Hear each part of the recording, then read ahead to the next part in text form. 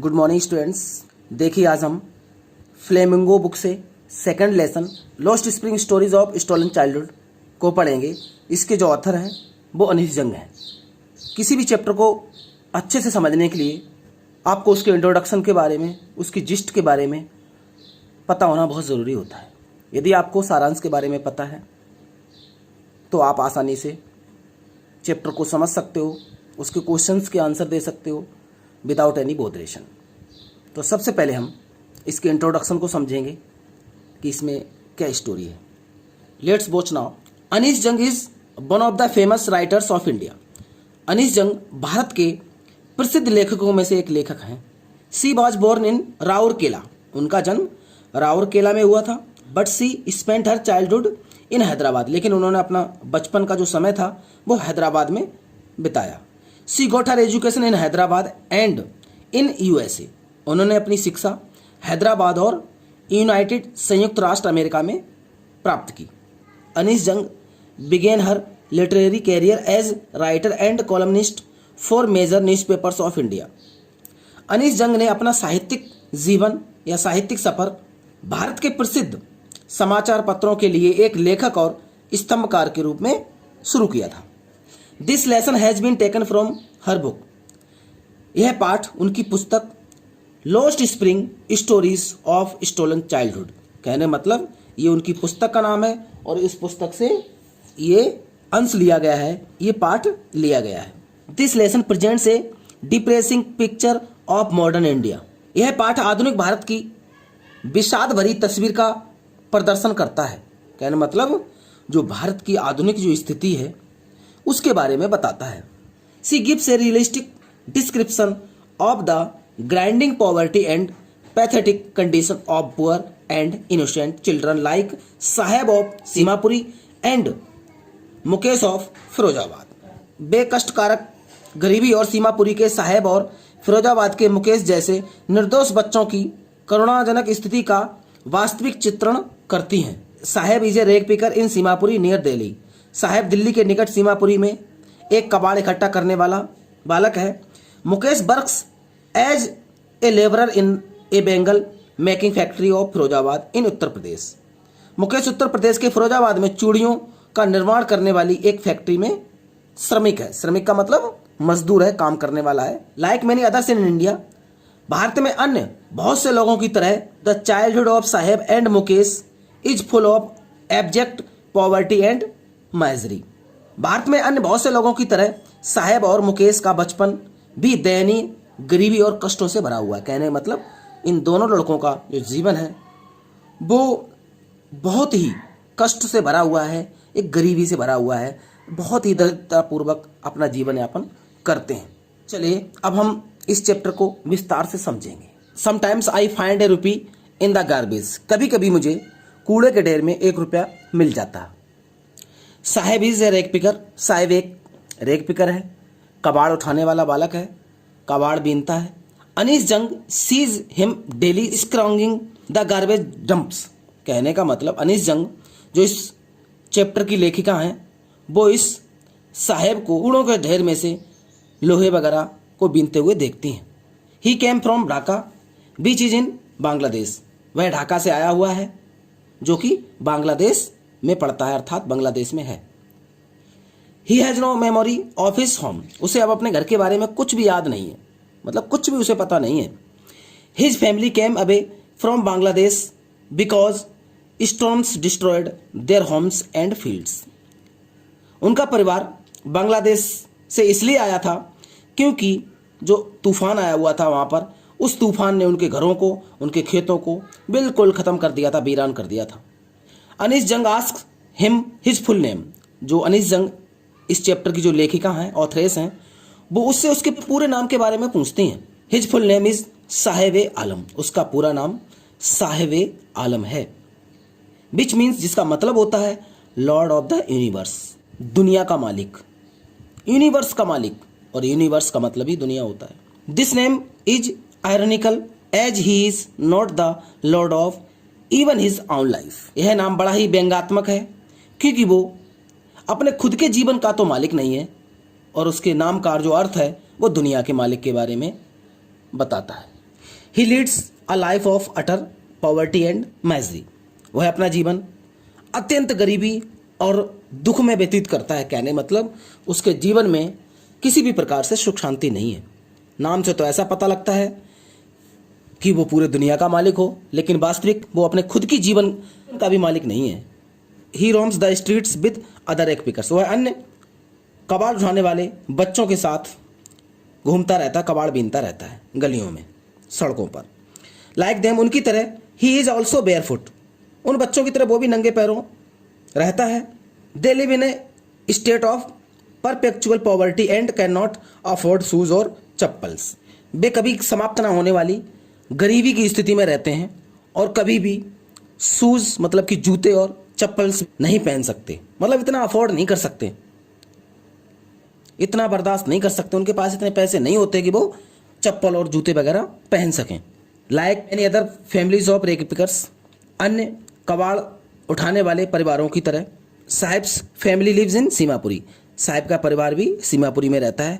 This is a dirty colony on the periphery of Delhi. ये बहुत ही गंदी कॉलोनी है जो कि दिल्ली की परिधि में है, मतलब कि दिल्ली के क्षेत्र में आता है ये area. About 10,000 rag pickers live there in miserable conditions. लगभग 10,000 जो कबाड़ उठाने वाले, कबाड़ बीनने वाले जो लोग हैं, वहाँ बड़ा ही बुरी हालात में रहते हैं। कहने मतलब अपना यूं ही जीवन व्यतीत करते हैं दयनीय स्थिति में। The colony shows no signs of development. Colony में किसी भी प्रकार का विकास का कहीं पे भी कोई प्रतीक नहीं है, कोई चिन्ह नहीं, किसी भी तरीके से नहीं दिखाई देता है कि यहाँ पर कुछ प्रोग्रेस हुई है, कुछ बदलाव हुआ हो। The houses are made of mud and have roofs of tin and टारपॉलिन।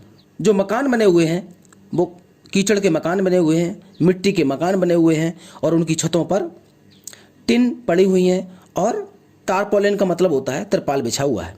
कहने मतलब उनके जो मकान हैं, दीवारें हैं, वो कच्ची बनी हुई हैं, मिट्टी की बनी हुई हैं, उनके ऊपर छाया के लिए टीन पड़ी हुई है और तिरपाल पड़े हुए हैं। The colony is devoid of sewage, drainage और रनिंग वाटर। जो कॉलोनी है ना तो उसमें कोई जो गंदा पानी है उसकी निकासी है और ना ही वहाँ पर कोई ठीक प्रकार से पानी की व्यवस्था है। They have lived for more than 30 years. लगभग वो 30 सालों से यहाँ रह रहे हैं, बसे हुए हैं। दे हैव नो आइडेंटिटी और परमिट्स। ना तो उनके पास कोई पहचान पत्र है और ना ही उनके पास कोई परमिट है, मतलब कि कोई परमिशन है उनके पास रहने के लिए। वहाँ पर कोई आदेश वगैरह नहीं है सरकार की तरफ से। वैसे परमिट्स का मतलब क्या होता है? अनुमति पत्र। But they have ration cards. लेकिन हाँ, उनके पास राशन कार्ड जरूर हैं। That enable them two by grain और टू कास्ट वोट्स। उसी राशन कार्ड के माध्यम से उनको अनाज वगैरह मिल जाता है, वो अनाज खरीद सकते हैं और उसी राशन कार्ड के माध्यम से वो वोट वगैरह डाल सकते हैं। कहने मतलब उस राशन कार्ड से ये दो काम वो कर सकते हैं। फॉर देम, उनके लिए food is more important than identity. उनके लिए पहचान पत्र की तुलना में भोजन ज़्यादा आवश्यक है। Wherever they find food, जहाँ भी उन्हें भोजन मिलता है, they pitch their tents and become a transit camp. वो अपने तंबुओं को गाड़ लेते हैं, कहने मतलब वहीं पे अपने तंबू जमा लेते हैं और वो एक स्थायी अपने निवास बना लेते हैं, कैंप बना लेते हैं। वन मॉर्निंग, एक सुबह को, the writer sees Saheb standing by the fenced gate of a club. Writer क्या देखती है, जो लेखिका है अनीस जंग, वो क्या देखती है कि साहेब एक क्लब के चार दीवारी के पास में खड़ा हुआ होता है। He is watching two young man playing tennis. वह दो जो आदमी हैं वो टेनिस खेल रहे होते हैं, उनको वो निहारता। कहने मतलब वहाँ चार दीवारी के पास, उसके गेट के पास खड़े हुए उन खेलते हुए लोगों को देखता है जो टेनिस खेल रहे होते हैं, दोनों के दोनों। ही टेल्स हर, साहेब उस लेखिका से कहता है, दैट की ही लाइक्स द गेम। क्या कहता है कि मुझे भी खेल खेलना पसंद है, मुझे भी गेम पसंद है। Saheb is also wearing tennis shoes. Saheb भी टेनिस के शूज को पहने हुए हैं, जूतों को पहने हुए हैं। These were given to him by a rich boy. ये जूते उसे किसी अमीर लड़के के द्वारा दिए गए हैं। बिकॉज, क्योंकि there is a hole in one of the shoes. क्योंकि उन दोनों जूतों में से किसी एक जूते में एक छेद हो गया था। इस वजह से, उस छेद की वजह से उस अमीर बालक ने साहेब को ये जूते दे दिए थे। Now Saheb works in a tea stall. अब साहेब एक चाय की दुकान में काम करता है। He gets 800 rupees plus meals. उसको 800 रुपये मिलते हैं और 800 रुपये के साथ साथ उसको खाना पीना भी मिलता है। कहने मतलब भोजन भी जो टी स्टॉल का जो ऑनर है, मालिक है, वो उसको प्रोवाइड कराता है, वो उसको देता है, खिलाता है। द राइटर ऑब्जर्व्स, लेखिका देखती है, that Saheb's face has lost its care free look. जब साहेब को वो देखती है तो उसमें क्या नजर आता है लेखिका को, कि इसका जो चेहरा है, इसके चेहरे का जो लुक है वो पूरी तरह से स्वतंत्र नहीं है। कहने मतलब पूर्ण रूप से अपनी इच्छा से कोई काम नहीं कर सकता है, क्योंकि कोई भी व्यक्ति किसी के अंडर में काम करता है तो वो पूर्ण रूप से स्वतंत्र नहीं होता है। एवरीबडी नोज अबाउट इट, हर किसी को इसके बारे में पता होता है। तो उसी प्रकार साहेब भी एक टी स्टॉल में काम करता है और वो अब खुद का अपना मालिक नहीं है। जैसा उसका मालिक कहता है, जैसा उसका ऑनर कहता है, वो काम उसे करना होता है। He is no longer his own master, अब वह अपनी मर्जी का मालिक नहीं रहा है। कहने का मतलब वो अपने आप से स्वतंत्र नहीं है। I want to drive a car, Sahib क्या कहता है कि मैं एक कार चलाना चाहता हूँ। चलिए आगे देखते हैं। Now the writer describes the life of another poor boy. अब लेखिका एक दूसरे गरीब बालक के बारे में वर्णन करती है। हिज नेम इज मुकेश, उसका नाम मुकेश है। His family works in a Bengal factory, उसका परिवार जो है वो चूड़ी के कारखाने में काम करता है। He lives in a dusty street of Firozabad, वह एक धुंध युक्त फिरोजाबाद की गली में रहता है। कहने का मतलब उसका परिवार ऐसी गली में रहता है जहां पर हमेशा गलियों में, सड़कों पर धूल बनी रहती है। This town is famous for its bangles, यह शहर, यह कस्बा चूड़ियों के लिए फेमस है। It is the centre of India's glass blowing factory, यह भारत के कांच उद्योग का केंद्र है। कहने का मतलब कांच के लिए, चूड़ियां बनाने के लिए यह कस्बा जाना जाता है, पूरे भारत का केंद्र है। Like other poor families of the town, शहर के अन्य गरीब परिवारों की तरह Mukesh family has been making girls for generations, Mukesh का परिवार अपनी पीढ़ियों से लगातार चूड़ियां बनाने का काम कर रहा है। But Mukesh has dreams in his eyes, लेकिन मुकेश की आंखों में अपने सपने हैं। He wants to be a motor mechanic, वह मोटर मैकेनिक बनना चाहता है। कहने मतलब मोटर का मिस्त्री बनना चाहता है। ही सेज, वह कहता है दैट कि he wants to learn to drive a car, वह कहता है कि मैं एक कार भी चलाना सीखना चाहता हूँ, मैं चाहता हूँ कि मैं एक कार भी चलाना सीखूँ। द ऑथर सेज, लेखिका कहती है दैट कि more than 20,000 children work in the Bengal factories of Firozabad, क्या कहती है कि फिरोजाबाद की इन चूड़ियों की कंपनी में 20,000 बच्चों से ज़्यादा काम करने वाले मजदूर हैं। दे डू नॉट नो, उन्हें नहीं मालूम होता है, वो नहीं जानते हैं दैट कि it is illegal for children to work in the glass furnaces with high temperature, उन्हें नहीं पता होता है कि इतने उच्च तापमान वाले भट्टियों पर, जहाँ पर शीशे का काम होता है, जहाँ पर गिलास का काम होता है, उनके लिए अवैध है। उनको they work in dark cells without air and light, वो ऐसी जगह काम करते हैं जहाँ पर ना तो शुद्ध हवा होती है और ना ही पूरी तरह से प्रकाश होता है। एक तरीके से अंधेरे कमरों में, अंधेरी कोठरियों में उन्हें काम करना होता है। They live in miserable conditions, वे दयनीय स्थिति में जीते हैं, अपना जीवन यापन करते हैं। The author visits Mukesh home, लेखिका मुकेश के घर जाती है। He lives in A sticking लैन, वह एक बदबूदार गली में रहता है। चॉक्ड विद गार्बेज, जो गलियां होती हैं वो कैसी होती हैं, गंदगी से, गार्बेज से भरी हुई होती हैं।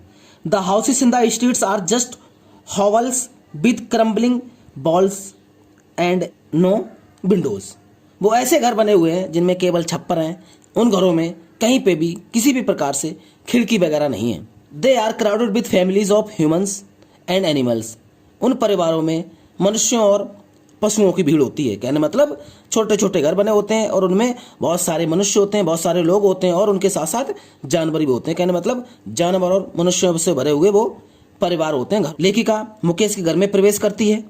It is a half built rough हट, यह आधी बनी हुई बहुत ही बेकार किस्म की झोपड़ी है। In one part of it, इसके एक हिस्से में the roof is covered with dry grass, एक हिस्से में क्या है, जो छत है वो सूखी घास से ढकी हुई है। कहने मतलब घास का बना हुआ छप्पर होगा जो आधे हिस्से में पड़ा हुआ होगा। देयर इज फायरवुड स्टोव, और वहीं पर क्या है, चूल्हा रखा हुआ है। A frail woman is cooking the evening meal for the family, एक बहुत ही कमजोर दिखने वाली जो महिला है, औरत है, वो घर के सदस्यों के लिए, परिवार के लिए भोजन बना रही है शाम का। She is the wife of Mukesh elder brother, वह मुकेश के बड़े भाई की वाइफ है, कहने मतलब पत्नी है, बेटर हाफ है। Mukesh father is a poor bangle maker, Mukesh के जो पिताजी हैं वो गरीब चूड़ी बनाने वाले हैं। He has been making bangles for many long years, वो बहुत लंबे समय से, लंबे सालों से चूड़ी बनाने का काम करते आ रहे हैं। येट फिर भी he has not been able to renovate the house, फिर भी उन्होंने इतना नहीं कमा पाया है कि उस घर को दोबारा से मरम्मत करा के सही से बनवा लें, इतना भी नहीं कर पाया। And to send his 2 sons to schools, और यहाँ तक कि अपने 2 बेटों को स्कूल भी नहीं वो भेज पाए, कहने मतलब इतना नहीं कमा पाया कि अपना घर दोबारा से मरम्मत करा के बना लें और अपने 2 बेटों को स्कूल भेज पाए। He could just teach them the art of bangle making, वो सिर्फ एक ही काम सिखा पाए, सिर्फ चूड़ी बनाने का काम, कि किस तरीके से चूड़ी बनाने का काम होता है। उन्होंने अपने बेटों को सिर्फ चूड़ी बनाने का काम सिखाया, इसके अलावा वो कुछ नहीं कर पाए। Mukesh grandfather had gone blind of bangles, जो चूड़ियों पर होने वाली जो पॉलिश होती है, उस पॉलिश की डस्ट की वजह से there is a great poverty in the families of these bangle makers, इन चूड़ी बनाने वाले परिवारों में बहुत गरीबी है। But they can not give up their profession, लेकिन वो अपना काम नहीं त्याग सके, अपने काम को नहीं छोड़ सके, कहने मतलब चूड़ी बनाने वाले काम को नहीं छोड़ सके। They are born in the caste of bangle makers, उन्होंने चूड़ी बनाने वाली जाति में जन्म लिया है। They have nothing but bangles in their house, उनके घरों में और कुछ नहीं है बल्कि चूड़ियां जरूर हैं, कहने मतलब चूड़ियों के अलावा उनके घर में कुछ नहीं है। In dark hutments boys and girls sit with their fathers and mothers, welding pieces of coloured glass into circles of bangles, अंधेरी झोपड़ियों में लड़के और लड़कियां अपने माता पिता के साथ बैठकर रंगीन कांच के टुकड़ों को गोल चूड़ियों के रूप में जोड़ते हैं, जोड़ने का काम करते हैं, मतलब कि चूड़ियां बनाते हैं। They work by flickering oil lamps, वे तेल के दिए जलाकर काम करते हैं, कहने का मतलब जिनमें बहुत कम रोशनी होती है, ऐसी रोशनी में उन्हें काम करना होता है। The author meets a young girl in a dull pink dress, लेखिका एक लड़की से मिलती है जिसने एक गुलाबी हल्के रंग की पोशाक पहनी हुई है, ड्रेस पहनी हुई है। Sitting alongside an elderly woman, जो कि एक उम्रदराज महिला के पास में बैठी हुई है। The girl's name is Savita, उस लड़की का नाम सविता है। She is welding the pieces of glass, वह चूड़ियों के टुकड़ों को चूड़ियों में बदल रही है, कहने मतलब चूड़ियां बनाने का काम कर रही है। Her hands move mechanically while doing so, जब वह चूड़ियां बनाने का काम करती है तो उसके जो हाथ हैं वो बिल्कुल मैकेनिकली तरीके से चलते हैं, कहने मतलब मशीन की तरह चलते हैं। द ऑथर वंडर्स, लेखिका को आश्चर्य होता है, whether she knows the sensitive of the bangles, कि क्या उस लड़की को इन चूड़ियों की पवित्रता के बारे में पता है। दे सिंबलाइज एन इंडियन वुमेन्स सुहाग, ये चूड़ियां भारतीय महिलाओं के सुहाग के रूप में प्रतीक होती हैं, कहने मतलब सुहाग माना जाता है। They stand for auspiciousness in marriage, इन्हें शादी ब्याह में पवित्रता के रूप में देखा जाता है। परहैप्स माने शायद, she will realise it one day when she herself become a bride, शायद वो इन चूड़ियों की कीमत के बारे एक दिन समझ जाएगी जब वो दुल्हन बनेगी, मतलब कि उसकी जब शादी होगी तब। These poor people have no money to do any other work except carry on the business of making bangles, इन गरीब लोगों के पास चूड़ी बनाने के इस पैसे को जारी रखने के सिवाय या के अलावा और कोई काम करने के लिए पैसे नहीं है। Years of mind numbing toil have killed all initiative and the ability to dream, मन को चेतना शून्य कर देने वाले वर्षों के परिश्रम ने उनकी सभी रुचियों को और सपनों को मार दिया है। The author asks some young man, लेखिका कुछ युवा लोगों से पूछती है, why they do not organise themselves into a cooperative, क्या कहती है कि वे स्वयं को एक सहकारी समिति के रूप में इकट्ठा क्यों नहीं कर लेते। क्या कहती है कि भाई आप लोग एक समिति के रूप में एक एकता क्यों नहीं बना लेते, एक क्यों नहीं हो जाते। दे से वे लोग कहते हैं दैट कि even they make an attempt to do, यदि वो एक इकट्ठा होने का प्रयास भी करते हैं, they will be hold up by the police, तो उनको पुलिस को द्वारा खदेड़ा जाएगा। बीटन, पिटाई लगाएगी। एंड ड्रैग्ड टू जेल, और जाकर के खदेड़ कर जेल में डाल देगी। फॉर डूइंग समथिंग इलीगल, कुछ भी गलत करने के जुल्म में। द ऑथर रियलाइजेस, जो लेखिका है वो महसूस करती है, वो समझ जाती है दैट कि there are two distinct worlds, कि दो अलग अलग संसार हैं। One is the world of the family, एक संसार उन परिवारों का है caught in a web of poverty, जो पूरी तरह से गरीबी के जाल में जकड़ चुके हैं। कहने का मतलब लेखिका महसूस करती है कि दो अलग अलग प्रकार के संसार हैं। एक संसार तो गरीब के जाल में फंसे हुए परिवारों का है, the other is the world of money lenders, और जो दूसरा संसार है वो किसका है? साहूकारों का है। साहूकारों का मतलब पैसे वाले लोगों का है। द मिडिल मैन, मध्यवर्गीय लोगों का है। एंड द पुलिसमैन, और पुलिस वालों का है। द ब्यूरोक्रेट्स, अधिकारियों का है। एंड द पॉलिटिशियंस, और राजनीतिक लोगों का है। कहने का मतलब दो प्रकार के संसार हैं, एक गरीब लोगों का है और एक ये बड़े बड़े जो लोग होते हैं उनका है। उनका जीवन यापन अलग तरीके से होता है, गरीब अपने जीवन को अलग तरीके से व्यतीत करते हैं। They all exploit the poor Bengal makers, वो सभी के सभी लोग जो बड़े बड़े लोग हैं, पैसे वाले लोग हैं, वे सभी के सभी लोग इन गरीब चूड़ी बनाने वालों का क्या करते हैं? शोषण करते हैं। ऐसा लेखिका का अनीस जंग का मानना है। Mukesh eyes are full of hope, Mukesh की आंखों में उम्मीदें हैं, उसकी आंखों में उम्मीद भरी हुई है, आशा भरी हुई है। The author asks him if he dreams of flying an aeroplane, लेखिका उससे पूछती है वह हवाई जहाज उड़ाने का स्वप्न देखता है। ही सेज, वह कहता है नो, नहीं। And is content to dreams of cars which he sees moving down the streets of his town, वह कहता नहीं, और वह तो कार चलाने के सपने से ही संतुष्ट है। क्या कहता है कि मैं एरोप्लेन को नहीं उड़ाना चाहता हूं, बल्कि मैं तो कार चलाना चाहता हूं, कार चलाने का सपना देखता हूं, और इसी में मुझे संतुष्टि है, जो कि उसे अपने कस्बे में गली से नीचे की ओर आती हुई दिखाई देती हैं। The child accepts his destiny as his father had accepted it, बच्चा अपने भाग्य को स्वीकार कर लेता है जिस तरीके से उसके पिता ने स्वीकार किया था। कहने मतलब अपने पिता के ही काम में लगा रहता है, इन परिस्थितियों की वजह से वो अपने पिता के काम को ही अंत में स्वीकार करता है। तो देखिए इस तरीके से हमारा चैप्टर कंप्लीट हुआ। एक बार ना समझ पाएँ तो दोबारा इसको जरूर देखिएगा। Thanks for watching.